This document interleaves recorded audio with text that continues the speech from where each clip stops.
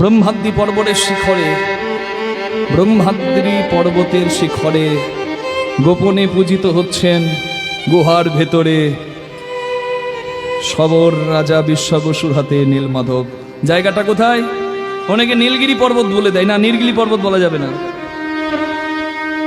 হিমাদ্রি ব্রহ্মাদ্রি বলতে পারেন, অরিজিনাল ব্রহ্মাদ্রি। জায়গাটার নাম হচ্ছে কন্টিলা। পুরী থেকে প্রায় 100 কিলোমিটার মতো তো হবেই।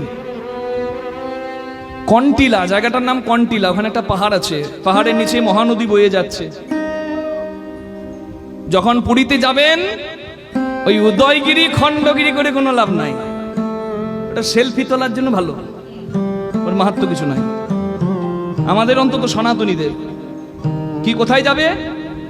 এখান থেকে যদি ট্রেনে যান, নামবেন ক্ষীরচড়া গোপীনাথ রেমুনায়, কটকের কাছে, ওই বালেশ্বর, তার থেকে যেতে হবে রেমুনার গোপীনাথ। তারপরে সাক্ষী গোপালকে সাক্ষী রাখবেন, আলামনাথ দর্শন করবেন, নীলমাধব দর্শন করে আসবেন কন্টিলা। পুরী থেকে 3 ঘন্টার রাস্তা। ওতে যাব না, চিল্কাতে গিয়ে ডলফিন দেখব, জয় রাধে, না সে দেখতে পারেন, আপনার ইচ্ছা। কিন্তু যদি ধাম দর্শনে যাচ্ছেন তাহলে ধাম মাহাত্ম্য বুঝে যাবেন। সাক্ষী গোপাল যাবেন, আলারনাথ যাবেন, যাবেন কন্টিলা, নীলমাধব, এগুলো বলবেন ট্যুর গাইডকে, এগুলো আমরা যাব। আর ফেরার পথে যদি বাসে আসেন বলবেন ওই রেমুনা হয়ে নিয়ে আসতে বাসটা, ক্ষীরচড়া গোপীনাথের ক্ষীর খাবো, যেখানে গোপীনাথ ক্ষীর চুরি করে খেয়েছেন নিজে, ক্ষীরের মাহাত্ম্য ধন্য। খুব সৌভাগ্য, আমার বাবা ওখানে গান গেয়ে এলেন, আমারও ডাক ছিল, কিন্তু ওই যে বলে কপালে না থাকলে হয় না। গত বছর হয়নি, এই বছর যদি গোপীনাথ চায় হবে। হরি বল। এগুলো হচ্ছে ধাম। জায়গাটার নাম কন্টিলা। সেখানে আছে ব্রহ্মাদ্রি পর্বতের ওপরে, নিচে মহানদী বইছে, ওপরে পর্বত, সিঁড়ি দিয়ে অনেকটা ওপরে উঠতে হবে। ওখানে আছে নীলমাধব, এখনো আছে। রাজা ইন্দ্রদ্যুম্নের সঙ্গে গিয়ে সেই গোপনে নীলমাধবকে নিয়ে পুরীতে তো চলে এলেন, কিন্তু পুরীতে নীলমাধব আনার পর নীলমাধব কিন্তু অন্তর্ধান হয়ে গেল।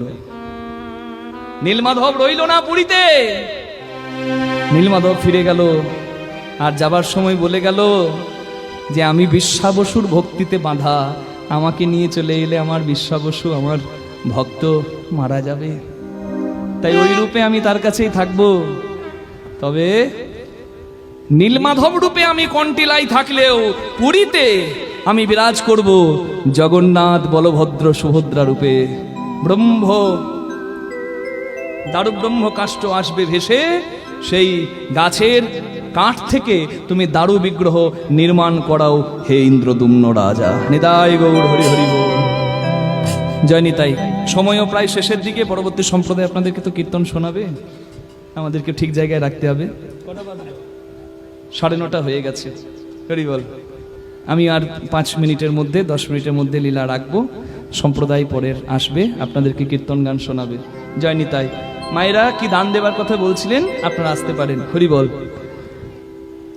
ইন্দ্রদ্যুম্ন রাজার মন্দির নির্মাণ করা হলো, সেই মন্দিরের বিগ্রহ বানাবে কে? কেউ তো জগন্নাথ দেখে নাই, জগন্নাথ কেউ দেখেইনি, তাহলে জগন্নাথের মূর্তি হবে কেমন জানে না ইন্দ্রদ্যুম্ন রাজা। তবে মনে রাখবেন, গঙ্গা জলে গঙ্গা পুজো হয়, সূর্যের আলোতেই সূর্য দেখা যায়, আর তার কৃপা হলেই মানুষ ভগবত সেবার অধিকার পায়। নিতাই গৌর হরি বল। ইচ্ছাটা যখন জগন্নাথের, ব্যবস্থাটা জগন্নাথই করে দেবেন।